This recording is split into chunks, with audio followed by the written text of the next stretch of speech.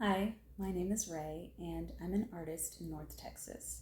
Today I want to talk about my most precious work of art, Spellbook. My most treasured artwork is Spellbook, a recycled leather-bound and cloth page book printed with emails I have sent and received for over a decade while pursuing a career in museums. Text art, illustration, and painting complete this book art that holds a spell of ephemeral memories and emotions. The emotions contained in the messages flow from worry to rage as I complained, aka self-advocated, for higher wages, questioned diversity in the arts, or called out subpar HR practices. The reactions I would get to my communications from museum insiders ranged from negligent to professional to deranged, as progress was slow to change. In so many instances, no matter how I politely worded my thoughts, desires, or opinions, I was made to feel like the monster raging in front of a glowing screen. Over time, I stopped caring how I came across to other people and started to say all of the things you'd put in a draft but never send. The emails in Spellbook don't show the entire context of each saga, where real-life interactions, phone calls, or nonverbal communication rounded out the tale. But it is a snapshot of time, emotion, and hunger for a brighter future. In 2019, I began gathering together these memories for a project and formed them into art. No, it's not a real spellbook. There's no such thing. It's a metaphor for spells, wherein you are relating to someone else from a distance. Museums are now publicly facing accountability for many of the issues I confronted on my own a decade ago. I am no longer pursuing full-time employ in the arts, but I am now an artist in my own right. The Spellbook art project helped me to expel from my mind hard feelings from difficult scenarios, so that I never forget, but I no longer have to stew in them.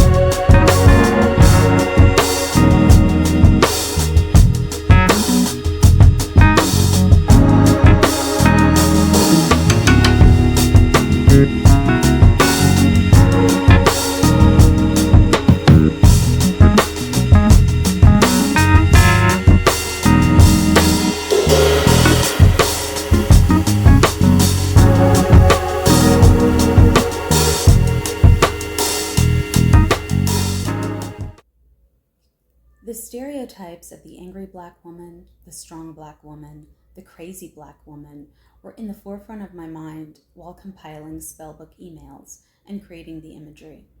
So often, I've been personally penalized for showing justifiable emotion, while others go without consequence for the provocation. I've been mocked to my face for these reasons, even when behaving in a calm, cool, and collected manner, because it didn't matter who or what I actually was, the merit of what I was saying, or the human emotions I was displaying. To experience this in and from arts institutions was jarring. While others climbed the ladder with crying and baby talk, my assertive speech and decisive mind was deemed too frightening. But at this point in my life, I am fully unafraid of living up to or defying stereotypes in any given moment in another person's mind.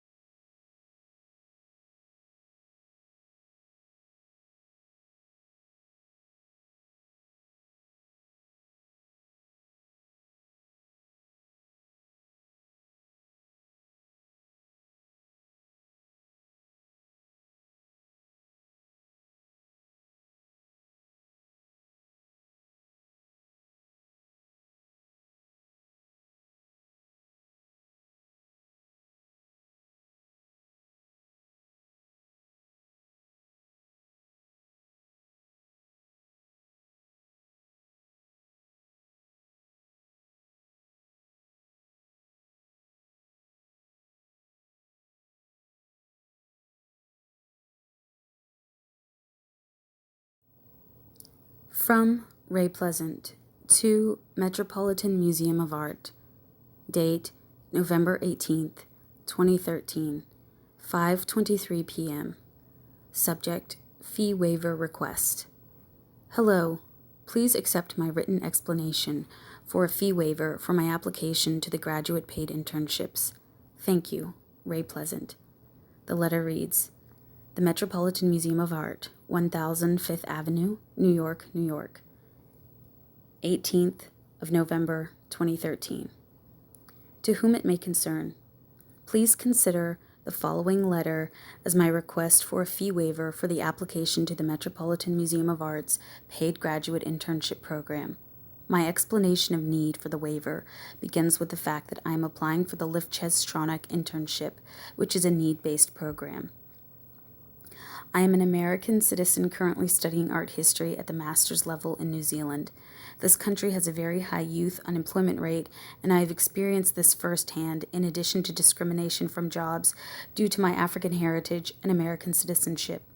I have student loans that are at bay only because I am a full-time student. Without the fee waiver, I will be unable to apply for the program, and a great opportunity will be lost to further my education and career. I would also respectfully like to point out that the Lifches-Stronach internship is 9 months in duration at $12 an hour, which seems ironic compensation for a person with financial need and personal struggles.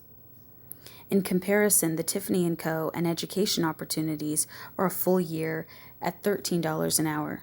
9 months at $12 an hour is hardly enough for a need-based candidate to survive in New York, let alone alleviate them of their personal and financial burdens. I will have student loans to repay upon graduation, including living expenses in the most expensive city in the nation, if I were to be so lucky as to receive the position. Thus, I encourage the Met to reevaluate the compensation for the Lifches-Stronach internship to better match the intentions of the opportunity, now and in the future.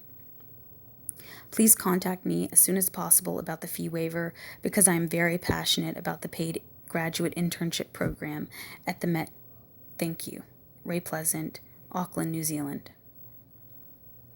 From Metropolitan Museum of Art to Ray Pleasant. Date November 19th, 2013, 7:56 a.m. Subject Fee Waiver Request. Dear Ray, we have considered the circumstances regarding your request for a fee waiver for your internship application. Your request has been approved. When prompted on the online application, the question will read, "Have you been granted a fee waiver? Please select yes and enter the personalized code found below. The full processing fee will be waived for you. Thank you for your interest in our internship programs. We look forward to receiving your application.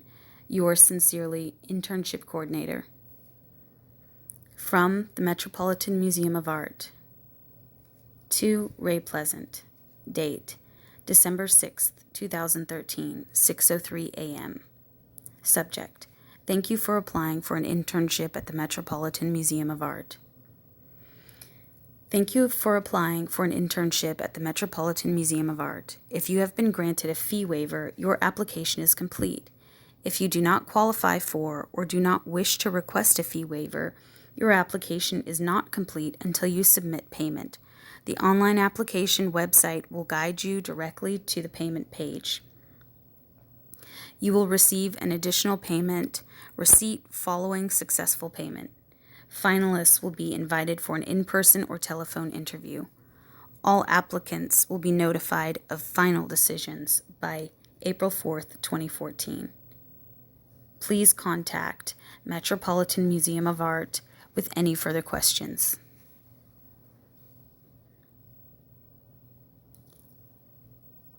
From Ray Pleasant to Metropolitan Museum of Art. Date, March 4th, 2014, 10:06 p.m. Subject, notifications. Hello.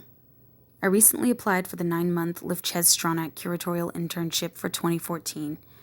I would respectfully like to ask when candidates will be notified of their semifinalist, interview, finalist, and results status.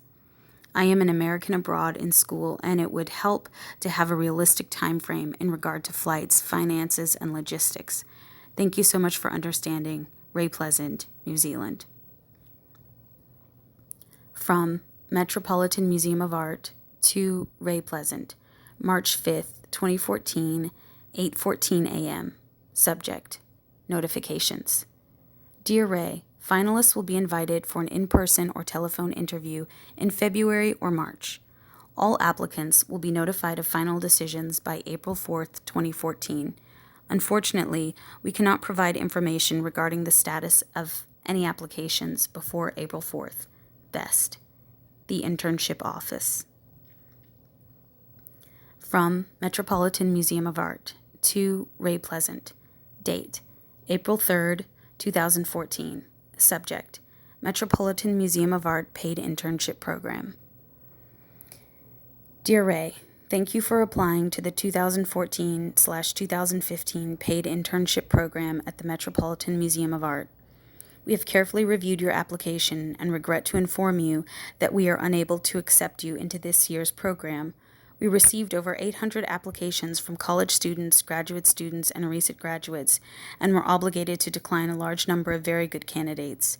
We very much appreciate the time and effort you devoted to your application. Yours sincerely, Monica, Assistant Museum Educator for Academic Programs. From Ray Pleasant to Metropolitan Museum of Art. Date, April 3rd, 2014, 7:08 p.m. Subject, Metropolitan Museum of Art Paid Internship Program. Thank you for your response. I am truly devastated, but I understand the caliber of applicants I am competing against. As an applicant for the Lifchez Stronach internship, it is a very delicate and sensitive thing to try and win a position based on advertising your private hardships. Being judged in this way is a very personal rejection. Ray Pleasant.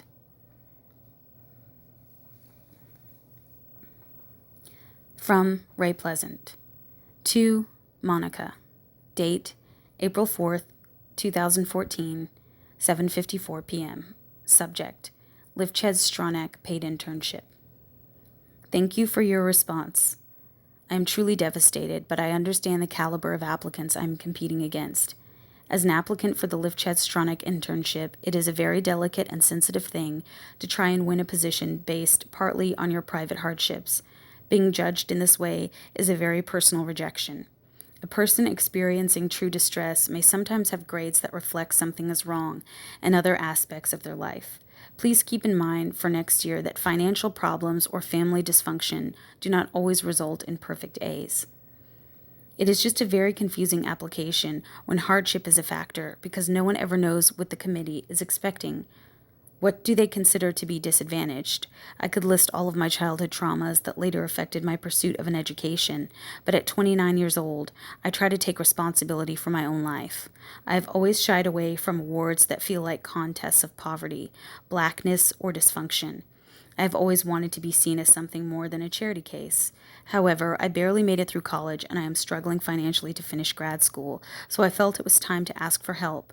The winner for the 2012-2013 hardly appeared to be that distressed by the looks of her flashy online presence and art installations.